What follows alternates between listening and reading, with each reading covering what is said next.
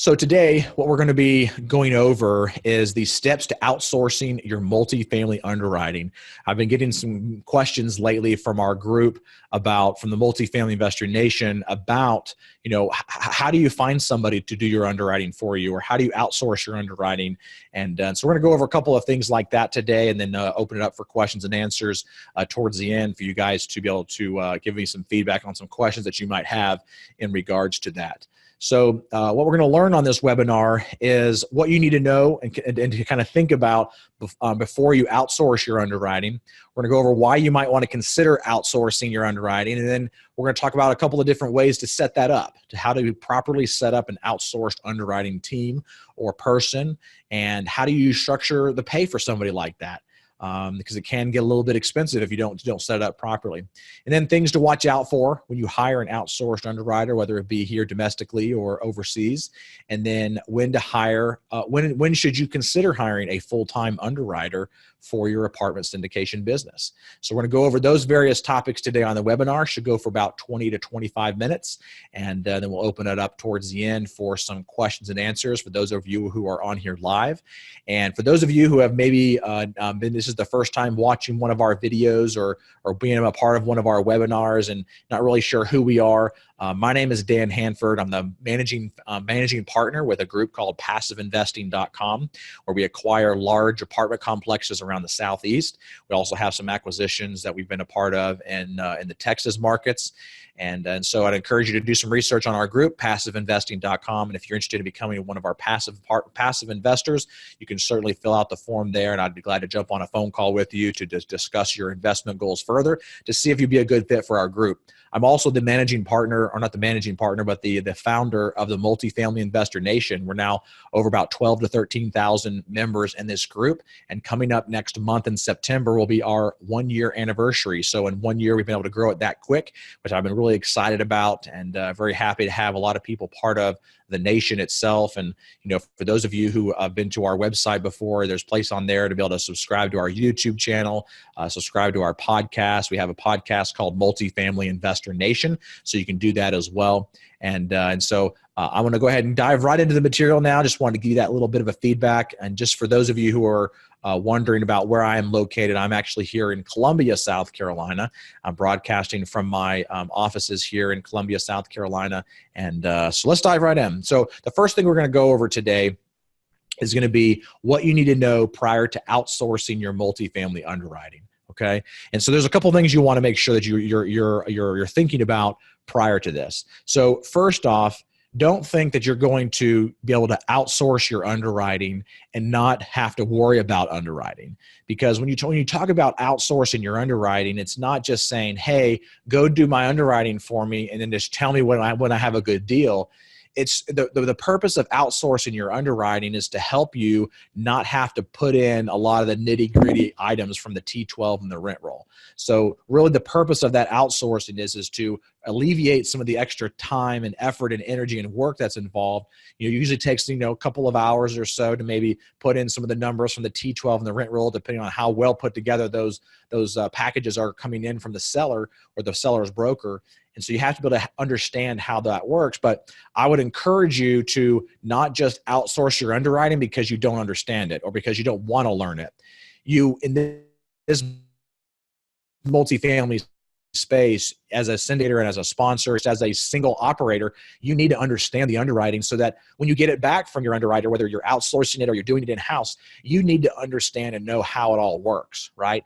You need to know, well, why are the numbers working? Why are the numbers not working? Is it because our cap rates are too high on the exit or too low? Or, where are the rent projections coming in? Because, all of those are major factors and make a big difference into how the actual underwriting is projected. Because, if you've done underwriting for any length of time, that you can actually modify and manipulate that underwriting to fit whatever model or projections you want it to have. But you also want to make sure that you're conservative in that underwriting and that you're not over projecting those numbers, so that when you get into that deal, you can't perform the way you've projected for your investors. So you want to make sure that you manage that properly and you understand it. So the first thing that you need to understand before you outsource it is the underwriting. You need to know how to do it. You should do it yourself for a little while. And then once you have a good grasp on those numbers, like for me, I don't like underwriting. I'm not the type of person that likes to take the T12 and the rent roll and put,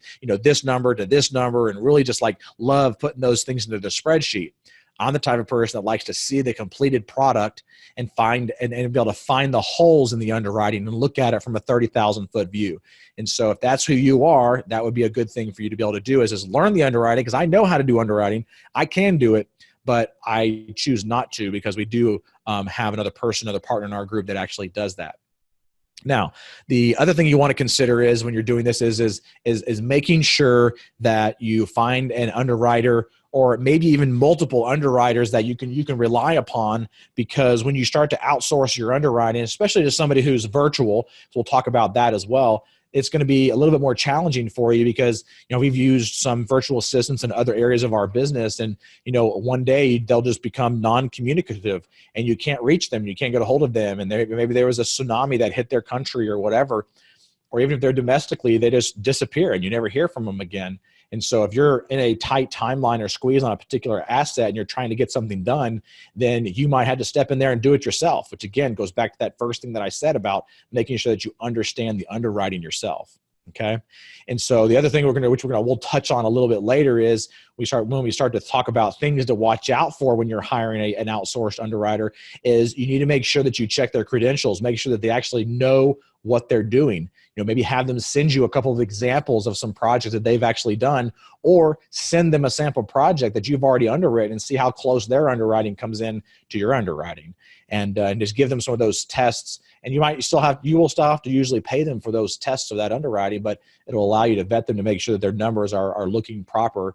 And even if they do look proper on that first one, always double check their numbers and make sure you double check their underwriting. Again, you're not putting in the data back and forth, but you're going to be spot checking the different things that need to be put in there from the inputs, and then making sure that the actual projections on various things that you've given to them are put in properly as well. Because one of the most important things when you're talking about underwriting is the details, right? The details is very, very, very, very crucial, and it could be one little thing off that can cause the underwriting to go haywire, whether it be making it look really, really good and then you overpay for a property because you think you have a little bit extra room there, or not enough, and then you lose out on a property because you think you can't get it, but something was off on your underwriting. You maybe could have paid a little bit more, but you lost out on the deal because the numbers were off. So again, a lot of this goes back to making sure that you understand your underwriting. Now, why would you want to consider hiring an underwriter for your group and having that as an outsourced piece of it? So number one, if you start to get a lot of deals coming through your desk that you want to be able to look at and review, a lot of times there's not enough time in the day sometimes to be able to go through a lot of these properties, especially if you're trying to go do property tours, then you're in the middle of closing a project now, working with raising money for investors, and then you got to try to find the next deal and be underwriting your next deal. It sometimes is a little bit time consuming. I know people who have lost out on projects because they just didn't have time to underwrite a project or underwrite a deal. And so they lost out on that particular acquisition. And so when you start to get a lot of deals, it does cause you to have the itch to want to hire somebody to do that. And so I'd encourage you first to just try to find someone that you can outsource it to as well. And that goes to the second thing, which is getting some speed and some momentum behind underwriting a deal and actually analyzing that deal. Having them do some additional, rent comp analysis and various things like that to be able to input into the underwriting can be very important. And then the second thing or the third thing is that it'll reduce the when you outsource your underwriting, it can reduce the number of people that you have to hire in-house. And it can also, depending on how your pay structure is set up with your underwriters, then it could also help to reduce the splits on the GP side. Because when we start to go under the structure for pay for somebody who's doing your underwriting, there's also some opportunities for you to not have to pay them up front, but you give them a piece of the GP. And so there's some pros and cons about that because, they might, fix the underwriting or whatever. So it makes it look good. So they get into the deal. But there's definitely some considerations there when we start to give them some of the GP splits. But if you outsource it and don't have a certain pay structure in place, whereas maybe flat fee or whatever, then you can reduce the amount of GP percentage that you're giving up to somebody else. And then the fourth thing, which I know a lot of groups actually use it for this, is they'll still do their own in-house underwriting, but to double check their underwriting and to double check their numbers, they will send their T12 and rent roll to an outside underwriter and have them underwrite based on the projections that they have, just to confirm their numbers and confirm their underwriting. Because, where this is kind of a lonely business sometimes, where you don't really have, the flexibility of having somebody that you can, having somebody that can look at your underwriting on a regular basis. And so you can have a outsourced underwriter that can, look at the numbers that you have. And I wouldn't give them your underwriting. I would give them this information that they need to underwrite it. And that way you can compare it once they give you their finished product to what you underwrote, just kind of see if the numbers and the projections make sense and actually match. So those are kind of the different considerations for outsourcing and why you might consider that outsourcing of your underwriting. Now, there's a couple of different ways that you can set up your underwriting, your outsourced underwriting. So we kind of mentioned it a little bit earlier, but the first thing you can do is find a virtual assistant that is overseas. So whether it be in the Philippines or India or Argentina, and those are some various countries that we have some not underwriters, but we have some other virtual assistants for our other businesses, is some virtual assistants overseas. And a couple of good resources for that is actually the main one that we use is Upwork. You can also find some on Fiverr, Fiverr.com. But you can, Upwork is the one that we find most of ours, just upwork.com, upwork.com. You can put a job description out there that you're looking for someone to do some underwriting. And there are some underwriters out there that are specific to multifamily. So you type in multifamily underwriting or multifamily, analysis. And there's some people out there that are here domestically in the United States, but there's also some that are overseas that can help you as well. So those are that's probably the number one way you're going to be able to find somebody, is through that. And then another way, which we've found to be quite beneficial on some of the things that we've done, is these local RIA clubs and meetup groups that you go to that are multifamily specific, which obviously if you're part of our Multifamily Investor Nation meetup groups that we have across the country, we're looking for co-organizers across the country right now. We have 53 groups. We're constantly looking for some new co-organizers, even in the existing groups that we have, to be able to give more oversight on those groups. We meet the first Monday of every month. And so if you're interested in participating with that, you can go to the multifamilyinvestornation.com, and on there is an icon for the meetup platform, and you can reach out to Stacy at multifamilyinvestornation.com. That's STACY at multifamilyinvestornation.com, and she can help give you some more information about becoming one of our co-organizers. But at those local meetup groups, there are a lot of people there that might not have had their first deal, or maybe they have had one deal, but they're looking to kind of get some more experience or exposure, and they want to be able to help you with your underwriting, and they want to provide value to you so that they can learn some of the ropes. And so that's a good resource to be able to talk to some of those people and find some of those people that want to help you with some of that underwriting. And that might be, somebody who's getting started. And the one consideration with somebody who's maybe getting started is you might have to check their work a little bit more, because they might not have as much experience doing the multifamily underwriting. So you might have to guide them and direct them a little bit in that beginning stages before you just turn it over to them and not have to check the numbers or just spot check their numbers. So that's another good place to be able to find them, is in those local meetup groups. And of course, if you're on, social media, LinkedIn, Facebook, Instagram, there's some people on those platforms that are part of some of the groups that, are available for you to do some of that underwriting. Not available for you, but I mean, if you want to do some underwriting, obviously they're available for you to do some underwriting as well, but they're there and available for you so that I'm going to give you the link here. So for those of you who are on here right now on the webinar live, in the chat box here, I just typed in the Facebook group that we have, Multifamily Investor Nation. And if you're looking for somebody to help you with your underwriting, there's people out there all the time that are looking to help other groups and that have some experience with multifamily underwriting. So I'd encourage you to go to that website on Facebook, join the group. It is a closed Facebook group, so when you join, you will be asked a few questions, and then we will approve you after the webinar here. So feel free to go ahead and do that. But for those of you who are watching this on the video, if you're on YouTube, in the description here under the video is a link to the YouTube channel. There's a link to the Facebook group, so you can click on that as well and join us on our platform there. So the next thing we want to talk about is how do you structure the pay for somebody who's doing your underwriting? And one of the things that you might want to consider is if you don't have a lot of money up front, and maybe for your first deal or so, maybe you want to, instead of having to upfront a lot of money up front to pay somebody a couple $100 or whatever it might be to do some of your underwriting, you can give them a percentage of the GP. So of the GP side of a project, of a syndicated deal, you can basically say, if you do our underwriting, and the thing is about underwriting is that they're going to be underwriting quite a few deals before you actually get one. So you're not just going to bring an underwriter on a deal that you have. They might be underwriting 20 or 30 deals and spending 40, 50 hours on a project before they actually get one of those deals to close. And so obviously from that underwriter, it needs to be the right fit, because they need to know that you're going to actually perform and close a deal. And they're not just going to sit here and underwrite 20 or 30 deals and you're never going to close a deal.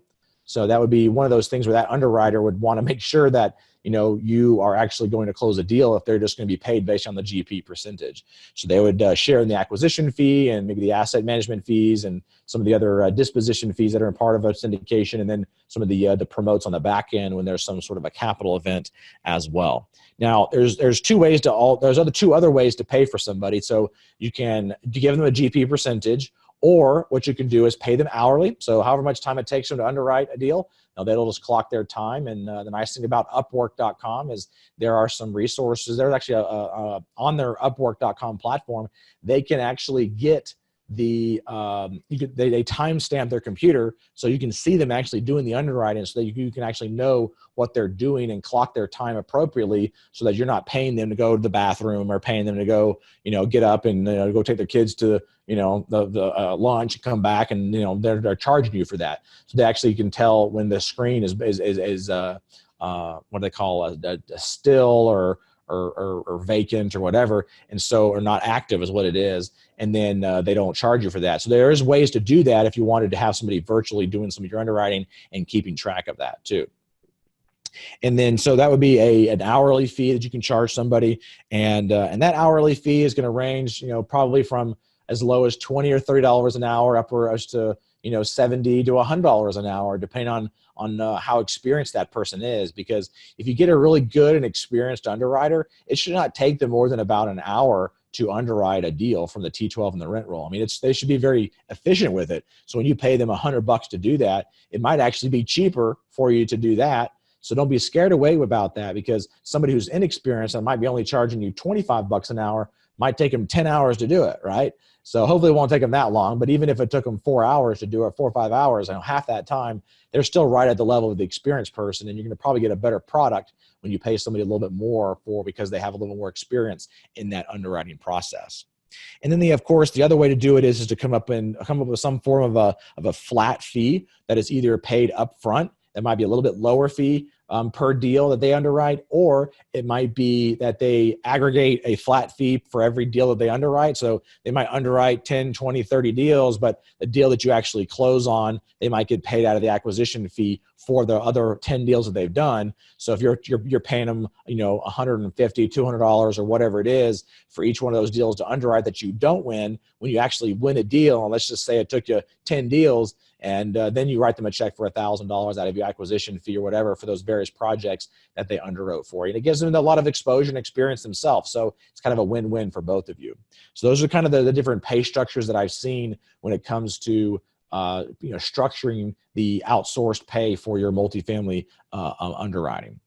Now, things to watch out for when hiring a outsourced underwriter. Number one, which we touched on earlier, is you want to make sure that you are checking their underwriting. So whether they're experienced or not, you definitely want to make sure that you're checking their underwriting to make sure that it's actually being done properly, so that you don't overpay for a property if they make the numbers look too good, or you don't lose out on a deal if the numbers just aren't hitting where you want to do. And let's see. So when we talk about hiring an outsourced underwriter, speed is what you're looking for. So if you have an underwriter that you've hired as a part-time person, or that you're doing as an outsourced situation like this, they are either going to be somebody who can be very quick at it, meaning you tell them and then within the same day they can get it back to you, or it takes them a week or 2 weeks sometimes to get it back to you. So again, a lot of times speed to market is very, very important with these various projects. And so if it takes them a week to get your underwriting back for you, that's no good. That's no good, right? It's a non-starter for our group when something like that happens, because we move quickly to make sure that we can get some of these projects and deals. So making sure that they understand that whatever they're going to be helping you with, whether they're full-time or part-time or whatever, they need to make sure that you need to make sure that you set some parameters in place so that when you give them something to underwrite, they have to get it back to you within 24 hours or 48 hours, or give you feedback within 24 hours and have it completed within 48, or give them some form of guideline and deadline for when you want it to be completed. And same thing with even some revisions or changes. Make sure you put some deadlines on those as well. And again, make sure that somebody's not overcharging you for this. So again, if somebody's charging you a low fee and you think it's a great deal, $25 an hour, but it takes them 10 hours, that's going to be $250 versus somebody else who might be charging you $50 an hour and it only takes them 2 hours to do it.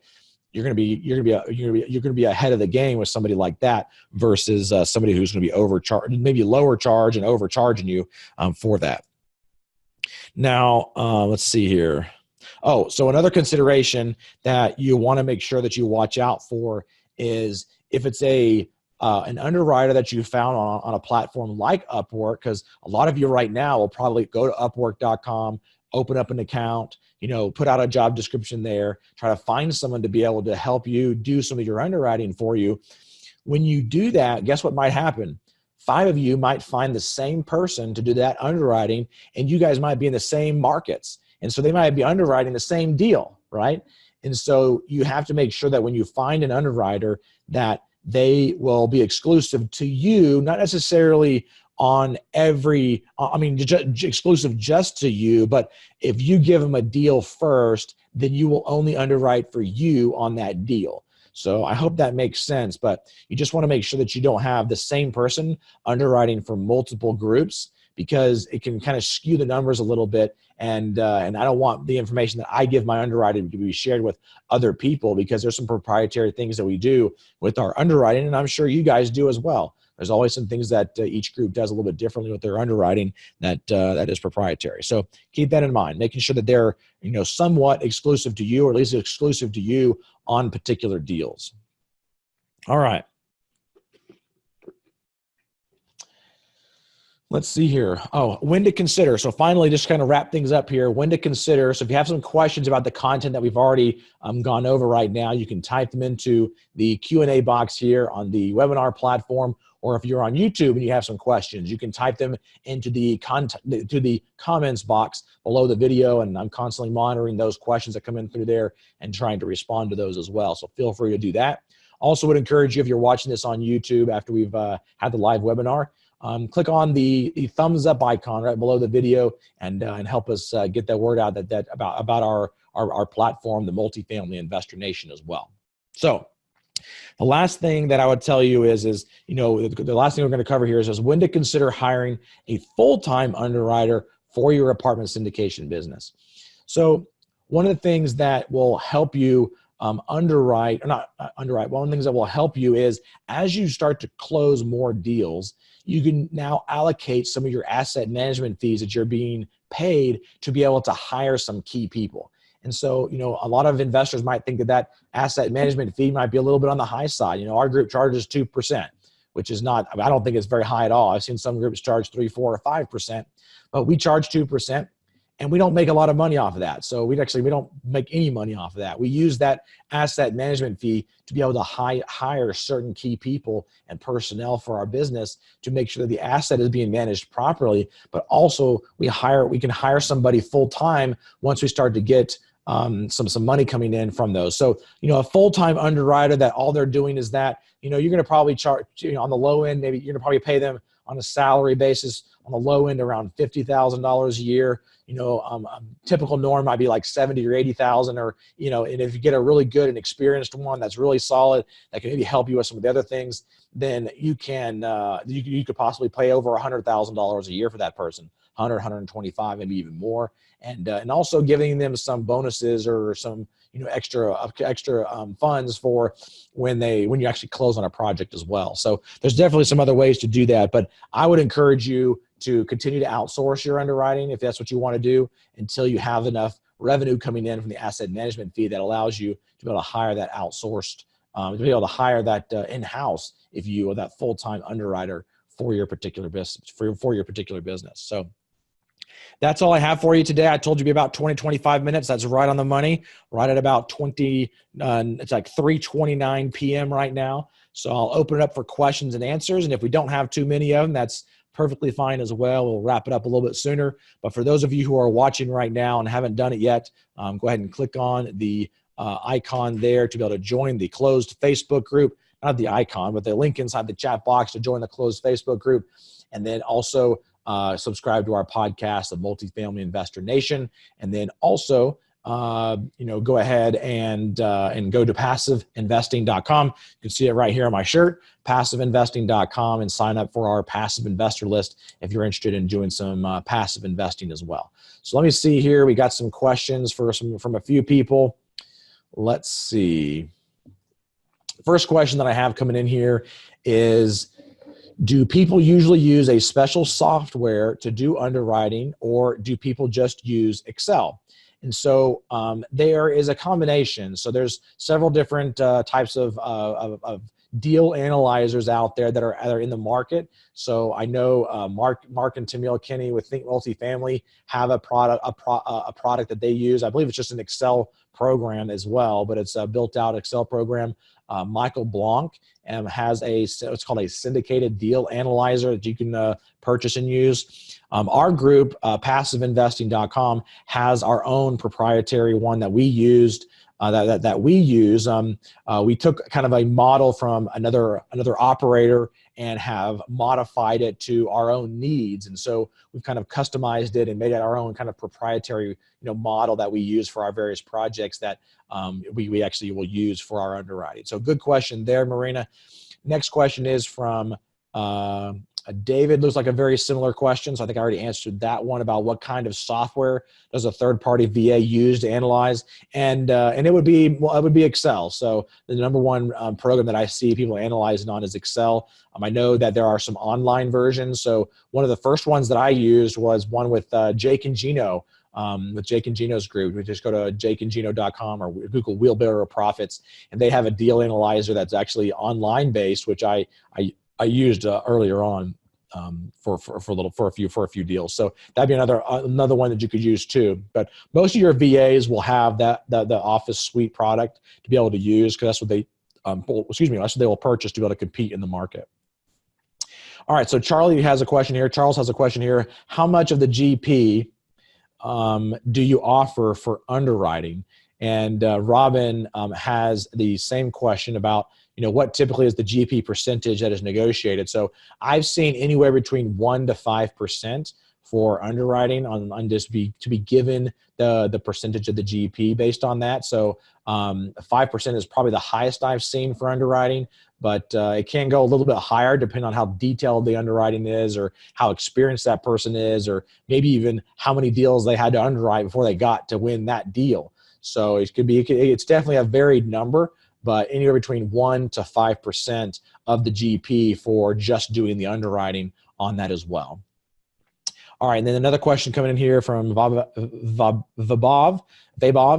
Do you provide ProForma Rents vacancy percentage to your underwriter? Yes, we do. So we give them the T12 and the rent roll, and then we give them our ProForma Rents that we have come up with for them to use in their underwriting. And so sometimes we have done in the past where we will hold back the ProForma Rents and have them do their own comp analysis, and then we'll compare their comp analysis to a comp analysis that we have done, whether it be through CoStar reports or Axiomatrix or Yardi or some of the other third-party reports, and also comparing those to our on-site team that also does on-site comp analysis as well, and doing some secret shopping from some various properties. So good questions there.